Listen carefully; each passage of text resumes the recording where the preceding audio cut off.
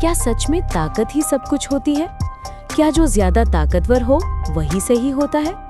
आज टेडी के साथ कुछ ऐसा हुआ जिससे उसे समझ आया कि जिसकी लाठी उसकी भैंस का असली मतलब क्या है। आज स्कूल में स्पोर्ट्स डे की तैयारी चल रही थी। बच्चे मैदान में प्रैक्टिस कर रहे थे। टेडी को फुटबॉल खेलने का बहुत शौक था, लेकिन उसकी टीम में एक बड़ा और ताकतवर लड़का था, रॉकी। रॉकी तेज, लंबा और बहुत ताकतवर था। वो हमेशा गेंद खुद रखता और किसी को पास नहीं देता। एक दिन खेलते खेलते टेडी से गलती से रॉकी टकरा गया। रॉकी गिर गया। रॉकी गुस्से में बोला, जानबूझकर धक्का दिया ना? टेडी घबरा गया। नहीं, वो गलती से हुआ। लेकिन रॉकी ने टेडी की बात सुने बिना फुटबॉल छीन ली और बोला, अब से ये गेंद मेरी, जो कर सकता है कर ले। बाकी बच्चे डर गए। किसी ने कुछ नहीं कहा। ब्रेक में टेडी उदास बैठा था। बड़ी, मैंने जानबूझकर कुछ नहीं किया, लेकिन रॉकी तो मेरी बात सुन ही नहीं रहा। उसने जबरदस्ती हमारी फुटबॉल छीन ली। बड़ी ने शांत स्वर में पूछा। बाकी बच्चों ने क्या किया? टेडी बोला। सब चुप रहे, क्योंकि रॉकी सबसे ताकतवर है। बड़ी ने धीरे से कहा। यही तो है, जिसकी लाठी उसकी भैंस। टेडी हैरान हुआ। इसका क्या मतलब हुआ?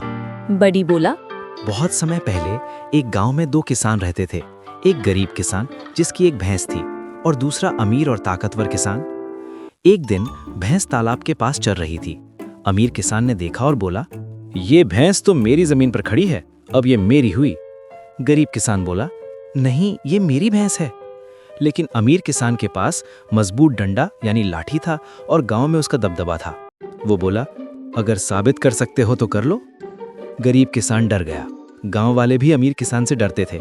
किसी ने सच्चाई का साथ नहीं दिया और आखिर में भैंस उसी ताकतवर किसान के पास रह गई। बड़ी ने टेडी की तरफ देखते हुए कहा, जब कोई व्यक्ति अपनी ताकत या शक्ति के बल पर सच्चाई को दबा देता है तो उसे कहते हैं जिसकी लाठी उसकी भैंस। टेडी बोला। मतलब रॉकी ताकत के कारण गलत होते हुए भी सही बन रहा है। बड़ी ने कहा। हाँ, लेकिन कहानी यहीं खत्म नहीं होती। अगर सब बच्चे मिलकर सच्चाई के लिए खड़े हो जाएं, तो एक की ताकत कुछ नहीं होती। अगले दिन टेडी ने हिम्मत की। वो रॉकी के पास गया और बोला, मैंने जानबूझकर धक्का नहीं दिया।